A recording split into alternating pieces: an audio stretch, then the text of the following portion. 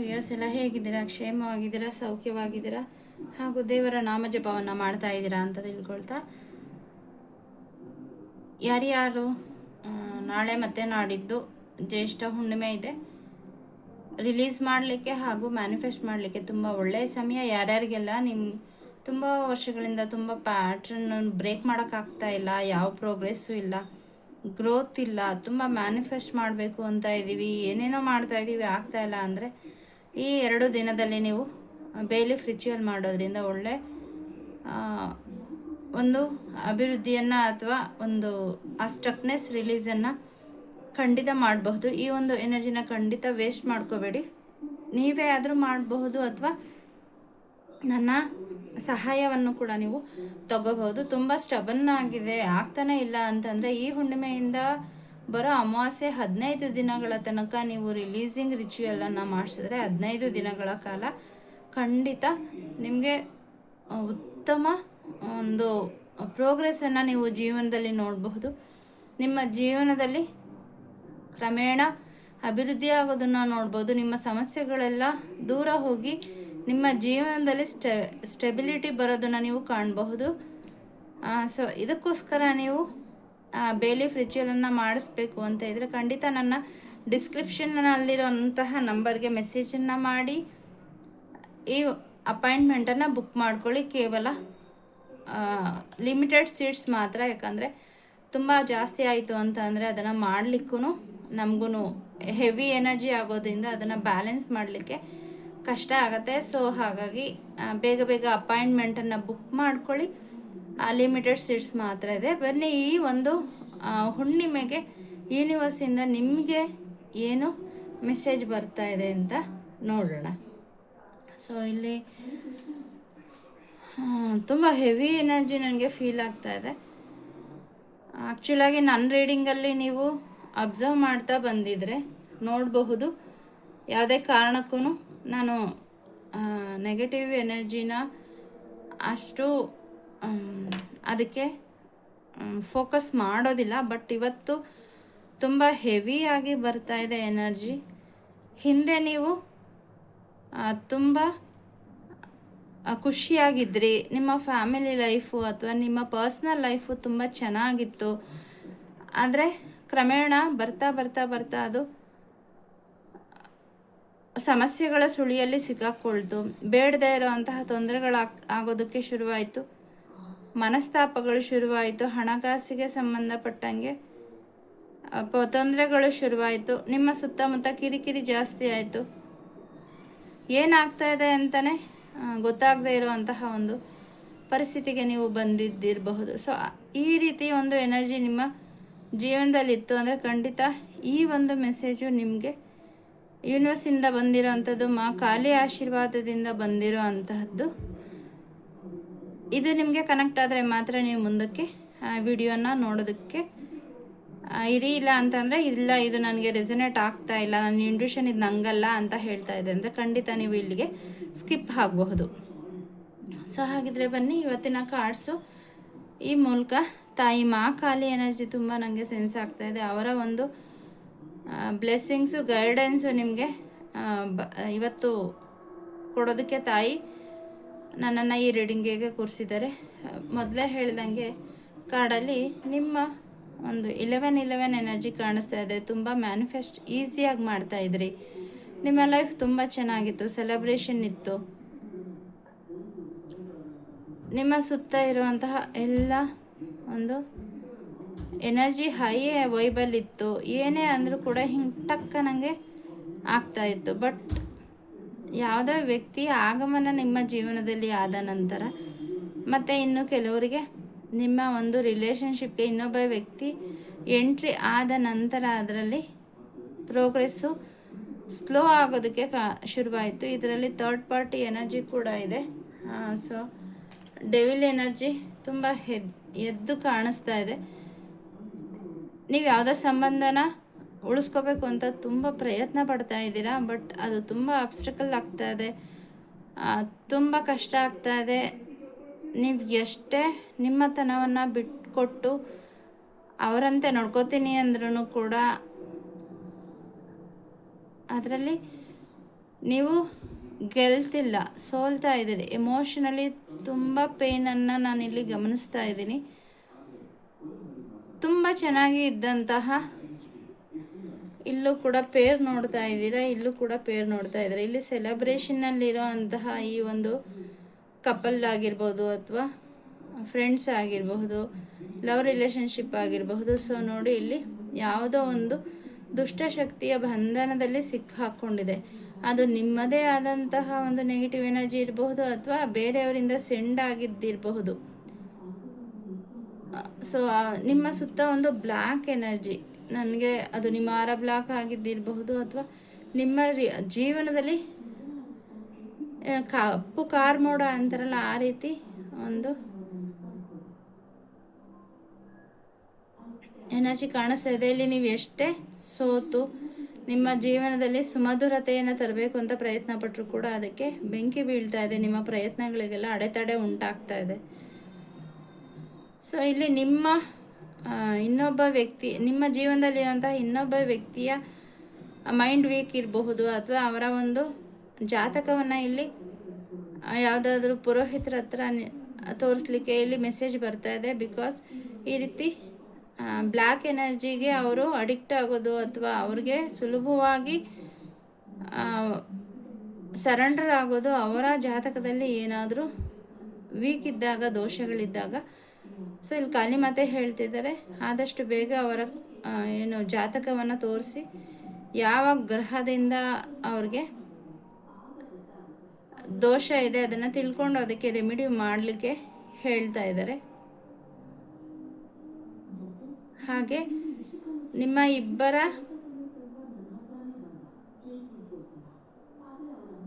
Third I ಚಕ್ರ block ಆಗಿದೆ. ಇದರಿಂದ ನಿಮಗೆ ಮೆಸೇಜ್ ಬರ್ತಾ ಇದ್ರು ಕೂಡ, ಈವನ್ ನನಗಿಲ್ಲಿ ಸೆನ್ಸ್ ಆಗ್ತಾ ಇರೋದು, ಕೆಲವರು ಈ ಮೆಸೇಜ್ ಅರ್ಧಕ್ಕೆ ಬಿಟ್ಟು ಹೋಗೋದಕ್ಕೆ ಮನಸ್ಸು ಮಾಡ್ತಾ ಇದ್ದಾರೆ. ಖಂಡಿತ ಹೋಗಬೇಡಿ, ಯಾಕಂದರೆ ಇಲ್ಲಿ ನಿಮಗೆ ಈ ಎನರ್ಜಿ, ನಿಮಗೆ ಈ ಮೆಸೇಜನ್ನು ಕೇಳಲಿಕ್ಕೆ ಬಿಡ್ತಾ ಇಲ್ಲ. ನಿಮ್ಮ ಥರ್ಡ್ ಐ ಚಕ್ರ ಕಂಪ್ಲೀಟಾಗಿ ಬ್ಲಾಕ್ ಆಗಿದೆ. ಸೊ ಇದನ್ನು ನೀವು ಚಕ್ರ ಮೆಡಿಟೇಷನ್ ಮಾಡೋದ್ರ ಮೂಲಕ ಸೊ ಅದನ್ನ ಬ್ಯಾಲೆನ್ಸ್ ಮಾಡೋದಕ್ಕೆ ಪ್ರಯತ್ನ ಮಾಡಿ. ಇದಕ್ಕೆ ತುಂಬ ಎಫರ್ಟ್ ಹಾಕಬೇಕಾಗುತ್ತೆ. ಇಲ್ಲಿ ನನಗೆ ಇನ್ನೊಂದು ಎನರ್ಜಿ ತಾಯಿ ಹೇಳ್ತಾ ಇದ್ರೆ, ನೀವು ಪೂಜೆ ಮಾಡಬೇಕು ಅಂದರೆ ಪೂಜೆ ಮಾಡೋಕ್ಕಾಗ್ತಿಲ್ಲ, ದೇವಸ್ಥಾನಕ್ಕೆ ಹೋಗಬೇಕು ಅಂದರೆ ದೇವಸ್ಥಾನಕ್ಕೆ ಹೋಗೋಕ್ಕಾಗ್ತಾಯಿಲ್ಲ, ಕ್ಲೀನಾಗಿ ಕೂತ್ಕೊಂಡು ಮೆಡಿಟೇಷನ್ ಮಾಡೋಕ್ಕಾಗ್ತಾಯಿಲ್ಲ. ಸೊ ಹಿಂದೆ ಏನು ನೀವು ತುಂಬ ಮೆಡಿಟೇಷನ್ ಮಾಡ್ತಾಯಿದ್ರಿ, ತಾಯಿ ಜೊತೆ ನಿಮ್ಮ ಎನರ್ಜಿ ಅಲೈನ್ ಆಗಿತ್ತು, ಆದರೆ ಈಗ ನಿಮ್ಮ ಎನರ್ಜಿ ವೀಕ್ ಆಗಿದೆ. ಮೆಡಿಟೇಷನ್ ಕೂತ್ಕೋಬೇಕು ಅಂದರೂ ಕೂತ್ಕೊಳ್ಳೋಕ್ಕಾಗ್ತಾ ಇಲ್ಲ, ಸಮಯ ಸಿಗ್ತಿಲ್ಲ ಅಂತ ಹೇಳ್ತಾ ಇದ್ದೀರಿ. ಸಮಯ ಸಿಕ್ಕಾಗ ಬೇರೆ ಮೊಬೈಲ್ ಸ್ಕ್ರೋಲ್ ಮಾಡೋದಾಗಿರಬಹುದು, ಟಿ ವಿ ನೋಡೋದಾಗಿರಬಹುದು, ಇನ್ಸ್ಟಾ ನೋಡೋದಾಗಿರ್ಬೋದು, ಈ ಥರ ಒಂದು ಬೇಡದೇ ಇರೋವಂತಹ ಒಂದು ಕಾರ್ಯದಲ್ಲಿ ತೊಡಗಿ ನಿಮ್ಮ ಸಮಯ ಮೀರಿ ಹೋಗ್ತಾ ಇದೆ. ಆ ಮೀರಿ ಹೋದ್ಮೇಲೆ ಅಯ್ಯೋ ನಾನು ಮಾಡ್ಬೋದಾಗಿತ್ತು ಮೆಡಿಟೇಷನು, ನಾನು ಪೂಜೆ ಮಾಡ್ಬೋದಾಗಿತ್ತು, ನಾನು ಜಪ ಮಾಡ್ಬೋದಾಗಿತ್ತು ಅಂತ ನಿಮಗೆ ನೀವೇ ದೂಷಿಸ್ಕೊಳ್ತಾ ಇರೋವಂತಹ ಎನರ್ಜಿ ಕೂಡ ಇಲ್ಲಿದೆ. ಇದು ನಿಮ್ಮ ತಪ್ಪಲ್ಲ. ಸೊ ನಿಮ್ಮ ಸುತ್ತ ಇರೋವಂತಹ ಎನರ್ಜಿ ಒಂದು ಅದರ ಒಂದು ಆಟ ಅಂತಲೇ ಹೇಳ್ಬೋದು. ಸೊ ಭಯಪಡೋ ಅವಶ್ಯಕತೆ ಇಲ್ಲ. ಸೊ ಇಲ್ಲಿ ಹೆವಿ ಎನರ್ಜಿ ಇದ್ದರೂ ಕೂಡ ಇಲ್ಲಿ ಏನೀಗ ನಿಮ್ಮ ಎನರ್ಜಿ ಸೆಂಡ್ ಆಗಿದೆಯಲ್ಲ, ಸೊ ಅದನ್ನು ತಾಯಿ ದೂರ ಮಾಡ್ತಾ ಇದ್ದಾರೆ. ನೀವು ಹಿಂದೆ ಎಲ್ಲ ಮಾಡಿರೋ ಅಂತಹ ತಾಯಿ ಆರಾಧನೆ ಆಗಿರಬಹುದು, ಮೆಡಿಟೇಷನ್ ಆಗಿರಬಹುದು, ಜಪ ತಪಗಳಾಗಿರಬಹುದು, ಹಿಂದಿನ ಜನ್ಮದಲ್ಲೂ ಕೂಡ ನೀವು ತಾಯಿಯ ಜೊತೆ ನಿಮ್ಮ ಎನರ್ಜಿ ಕನೆಕ್ಟ್ ಆಗಿದೆ. ನೀವು ತಾಯಿಯ ಒಂದು ಆಶೀರ್ವಾದದಿಂದನೇ ಈ ಜನ್ಮದಲ್ಲಿ ಹುಟ್ಟಿರೋದು. ನಿಮ್ಮ ಕರ್ಮಗಳನ್ನು ಕಳ್ಕೊಳ್ಳಿಕ್ಕೆ ಅಂತಲೇ ಹುಟ್ಟು ಬಂದಿದ್ದೀರಿ. ಈಗೆಲ್ಲ ಏನು ಆಗ್ತಾ ಇದೆ, ಇದರಿಂದ ನಮ್ಮನ್ನು ಹೊರಗಡೆ ತೊಗೊಂಬನ್ನಿ ಅಂತ ನೀವು ಕೈ ಚಾಚಿ ದೇವ್ರ ಹತ್ರ ಕೇಳ್ಕೊತಾ ಇದ್ದೀರ. ನಿಮಗೆ ಒಂದು ಮೆಸೇಜ್ ಏನು ನನಗೆ ಚಾನಲಿಂಗ್ ಆಗ್ತಾಯಿದೆ ನನ್ನ ಸ್ಪಿರಿಟ್ ಗೈಡಿಂದ ಅಂದರೆ, ಪೂಜೆ ಮಾಡೋಕ್ಕಾಗ್ತಾಯಿಲ್ಲ, ಮಾಡದೇ ಇರೋಕ್ಕಾಗ್ತಾಯಿಲ್ಲ. ಸೊ ಈ ಒಂದು ಅಡಕತ್ರಿ ಸಿಗಾಕೊಳ್ಳೋದು ಅಂತಾರಲ್ಲ, ಆ ಒಂದು ಪರಿಸ್ಥಿತಿಯಲ್ಲಿ ನೀವಿದ್ದೀರಾ. ನನಗೆ ಪೂಜೆ ಮಾಡೋಕ್ಕಾಗ್ತಾಯಿಲ್ಲ ಅಂತ ಅಳ್ತಾ ಇದ್ದೀರಾ. ಸೊ ಅದಕ್ಕೆ ತಾಯಿ ಹೇಳ್ತಾ ಇದ್ದಾರೆ, ತೊಂದರೆ ಬೇಡ, ದುಃಖ ಪಡಬೇಡಿ. ನೀವೇನು ಪೂಜೆ ಜಪ ತಪ ಏನು ಮಾಡದೇ ಇದ್ರೂ ನಿಮ್ಮ ಮನಸ್ಸಲ್ಲಿರುವಂತಹ ಒಂದು ನಿಷ್ಕಲ್ಮಶವಾದ ತಾಯಿ ಎಡೆಗಿನ ಭಕ್ತಿ ಅದು ತಾಯಿಗೆ ಗೊತ್ತು. ಹಾಗಾಗಿ ಯಾವುದೇ ಖೇದ ಬೇಡ, ದುಃಖ ಬೇಡ. ತಾಯಿ ನಿಮ್ಮ ಜೊತೆ ಇದ್ದಾರೆ. ಯಾವುದೇ ಶಕ್ತಿ ನಿಮ್ಮನ್ನು ತಾಯಿಯಿಂದ ದೂರ ಮಾಡೋದಕ್ಕೆ ಪ್ರಯತ್ನ ಮಾಡ್ತಾ ಇದೆಯೋ, ತಾಯಿ ಅದನ್ನು ಖಂಡಿತ ದೂರ ಮಾಡ್ತಾರೆ. ಇಲ್ಲಿ ಆಂಜನೇಯ ಸ್ವಾಮಿ ಕೂಡ ಅದನ್ನೇ ಹೇಳ್ತಾ ಇದ್ದಾರೆ. ಕಾಳಿ ಮಾತಾ, ಆಂಜನೇಯ ಸ್ವಾಮಿ, ನೀವು ಇಬ್ಬರ ಆರಾಧಕರೂ ಆಗಿರಬಹುದು. ಸೊ ದುಃಖ ಪಡಬೇಡಿ. ಖಂಡಿತ ನೀವು ಸುಮ್ಮನೆ ಒಮ್ಮೆ ಅಮ್ಮ ತಾಯಿ ಕಾಪಾಡು ಅಂತ ಅಂದರೂ ಕೂಡ ಸಾಕು. ಅಷ್ಟು ನಿಷ್ಕಲ್ಮಶವಾದ ಮನಸ್ಸು, ಭಕ್ತಿ ನಿಮ್ಮದು. ಹಾಗಾಗಿ ಅಳೋ ಅವಶ್ಯಕತೆ ಇಲ್ಲ. ಮೈ ಗಾಡ್, ನೋಡಿ ಬ್ಲೆಸ್ಸಿಂಗ್ಸ್ ಇದೆ. ಹೇಗೆ ನೋಡಿ, ಇಲ್ಲಿ ಕಿರೀಟ ಇದೆ, ಇದೆಲ್ಲ ಎಲೆಗಳಿರ್ಬೋದು. ಅಂದರೆ ತಾಯಿ ನಿಮ್ಮನ್ನು ಆ ಒಂದು ಬಂಧನದಿಂದ, ತಾಯಿಯ ಕತ್ತಿಯಿಂದ ಕಟ್ ಮಾಡ್ತಿದ್ದಾರೆ. ಇಲ್ಲಿ ಆರ್ಕೇಂಜಲ್ ಮೈಕಲ್ ಕೂಡ, ಅವರ ಎನರ್ಜಿ ಕೂಡ ನನಗೆ ಸೆನ್ಸ್ ಆಗ್ತಾ ಇದೆ. ಸೊ ಅವರಿಂದ ಬಂದಿರೋ ಮೆಸೇಜು 613. ಇದು ಆರ್ಕೇಂಜಲ್ ಮೈಕಲ್ ಅವರ ಒಂದು ಸ್ವಿಚ್ ನಂಬರು. ಅದನ್ನು ನಿಮ್ಮ ಲೆಫ್ಟ್ ಸೈಡ್ ರಿಸ್ಟ್ ಮೇಲೆ ಬರ್ಕೊಳ್ಳಿ. ಬ್ಲೂ ಪೆನ್, ಬ್ಲ್ಯಾಕ್ ಬಿಟ್ಟು ಬೇರೆ ಯಾವ ಪೆನ್ ಆದರೂ okay. Archangel Michael shield is on, archangel Michael shield is on, archangel Michael shield is on ಅಂತ 3 ಸರಿ ನೀವು ಹೊರಗಡೆ ಹೋಗೋದಕ್ಕಿಂತ ಮುಂಚೆ ಅದನ್ನು ಹೇಳ್ತಾ ಹೋಗಿ. ಮತ್ತು ಆಂಜನೇಯ ಸ್ವಾಮಿಯ ಹನುಮಾನ್ ಚಾಲೀಸ ಹೇಳಿದೆ, ಮನೆಯಿಂದ ಹೊರಗಡೆ ಹೋಗಬೇಡಿ ಅಂತ ಕೂಡ ಹೇಳ್ತಾ ಇದೆ. ನೀವು ಹನುಮಾನ್ ಚಾಲೀಸ ಓದೋಕ್ಕೆ ಸಾಧ್ಯ ಆಗದೆ ಹೋದರೂ ಕೂಡ ಆಂಜನೇಯ ಸ್ವಾಮಿಯ ದ್ವಾದಶ ನಾಮಗಳನ್ನು ಹೇಳಿಕೊಂಡು ಪ್ರೊಟೆಕ್ಷನನ್ನು ಹಾಕ್ಕೊಂಡು ಕೂಡ ಹೊರಗಡೆ ಹೋಗ್ಬೋದು. ಮತ್ತು ನನಗಿಲ್ಲಿ 11 ಮೆಣಸಿನ ಕಾಳುಗಳನ್ನು ನಿಮ್ಮ ಪರ್ಸಲ್ಲಿ ಅಥವಾ ಜೇಬಲ್ಲಿ ಇಟ್ಕೊಂಡು ಹೋಗ್ಲಿಕ್ಕೂ ಕೂಡ ಮೆಸೇಜ್ ಬರ್ತಾಯಿದೆ. ಅದೇನಾಗುತ್ತೆ, ಬೇಡದೇ ಇರೋಂತಹ ಎನರ್ಜಿ ನಿಮ್ಮ ಸುತ್ತ ಇದ್ದರೆ ಅದನ್ನು ಅಬ್ಸರ್ವ್ ಮಾಡ್ಕೊಳ್ಳುತ್ತೆ. ಸಂಜೆ ಬರೋದಕ್ಕಿಂತ ಮುಂಚೆ ಅದನ್ನು ಹೊರಗಡೆ ಡಿಸ್ಕಾರ್ಡ್ ಮಾಡಿಬಿಟ್ಟು ಒಳಗಡೆ ಬಂದು ಕೈಕಾಲು ಮುಖ ತೊಳ್ಕೊಳ್ಳಿ. ಸಂಜೆ ಬಂದ ತಕ್ಷಣ ನೀವು ಕೈಕಾಲು ಮುಖ ತೊಳ್ಕೊಂಡೇ ಬೇರೆ ಕೆಲಸನ ಮಾಡಲಿಕ್ಕೂ ಕೂಡ ಇಲ್ಲಿ ಮೆಸೇಜ್ ಬರ್ತಾ ಇದೆ. ಹೆದರೋ ಅವಶ್ಯಕತೆ ಇಲ್ಲ.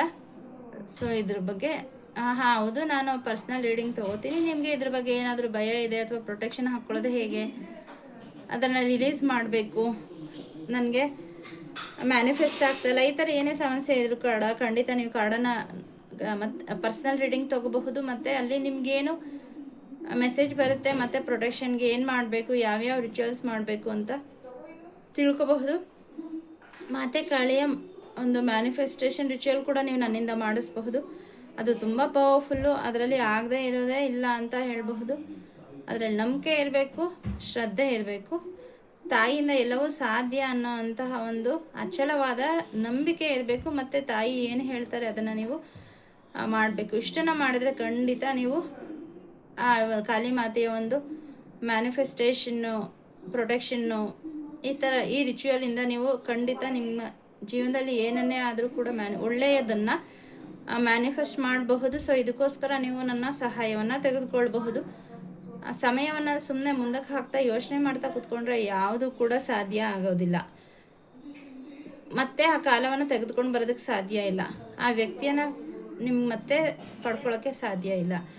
ಅದಕ್ಕೋಸ್ಕರ ತಾಯಿ ಹೇಳ್ತಾ ಇದ್ರೆ ನಿಮ್ಗೇನಾದರೂ ತುಂಬ ಸ್ಟಬನ್ ವಿಷಯ ಇದ್ದರೆ ತಾಯಿಯ ಒಂದು ಸಹಾಯದಿಂದ ಮ್ಯಾನಿಫೆಸ್ಟ್ ಮಾಡ್ಬೋದು ಅಂತ. ಈ ವಿಡಿಯೋ ನಿಮ್ಮ ಮುಂದೆ ಬಂದಿದೆ ಅಂತ ಅಂದರೆ ಕೆಲವರ ಮನಸ್ಸಲ್ಲಿ ನಿಮ್ಮ ಇಂಟ್ಯೂಷನ್ ಹೇಳ್ತಾ ಇದೆ, ಹೌದು ನನ್ನ ಈ ವಿಷಯನ ನಾನು ಈಗ ಮ್ಯಾನಿಫೆಸ್ಟ್ ಮಾಡ್ಕೋಬಹುದು ಇವರಿಂದ ಅಂತ ನಿಮ್ಗೆ ಅನಿಸಿದ್ರೆ ಖಂಡಿತ ನನಗೆ ಮೆಸೇಜ್ ಮಾಡಿ ಅಪಾಯಿಂಟ್ಮೆಂಟನ್ನು ಫಿಕ್ಸ್ ಮಾಡ್ಕೊಳ್ಳಿ.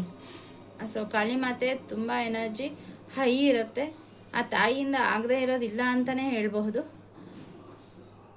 ಸೊ ಪ್ರಾಪರ್ ಮನಿ ಎನರ್ಜಿ ಎಕ್ಸ್ಚೇಂಜಿಂದ ನೀವು ಈ ಒಂದು ರಿಚುವಲನ್ನು ಖಂಡಿತ ನನ್ನ ಕಡೆಯಿಂದ ಮಾಡಿಸ್ಕೊಳ್ಬೋದು. ಸೊ ಏನು ನಿಮ್ಮ ಈಗ ಅನುಭವಿಸ್ತಾ ಇದ್ದೀರಿಲ್ಲ ಅದರಿಂದ ಏನೋ ಧೃತಿಗಡ ಅವಶ್ಯಕತೆ ಇಲ್ಲ. ಏನೇನಿಲ್ಲಿ ರಿಚುವಲ್ ಹೇಳಿದೆ, ಗೈಡೆನ್ಸ್ ಬಂದಿದೆ, ಅದನ್ನು ಮಿಸ್ ಮಾಡದೆ ಮಾಡಿ. ಹುಣ್ಣಿಮೆ ಎನರ್ಜಿ ತುಂಬ ಹೈ ಇದೆ, ಅದನ್ನು ಕಳೆದು ಹೋಗಲಿಕ್ಕೆ ಬಿಡಬೇಡಿ, ಅದನ್ನು ಉಪಯೋಗಿಸ್ಕೊಳ್ಳಿ. ಮತ್ತು ಇನ್ನೊಂದು ರಿಚುವಲ್ಲು ತಾಯಿಯಿಂದ ಒಂದು ಗೈಡೆನ್ಸ್ ಬರ್ತಾ ಇದೆ.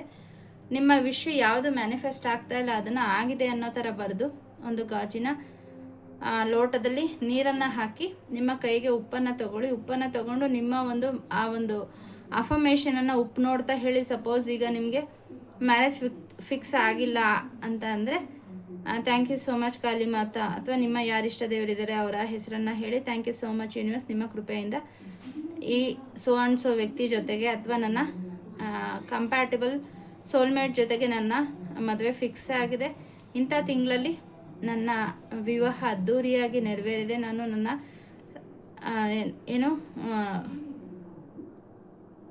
ದಂಪತಿಗಳಿಬ್ಬರು ತುಂಬ ಖುಷಿಯಾಗಿ ಅನ್ಯೋನ್ಯವಾಗಿ ಅಬಂಡನ್ಸ್ ಆಗಿ ಜೀವನವನ್ನು ನಡೆಸ್ತಾ ಇದ್ದೀವಿ ನಿಮ್ಮ ಆಶೀರ್ವಾದದಿಂದ.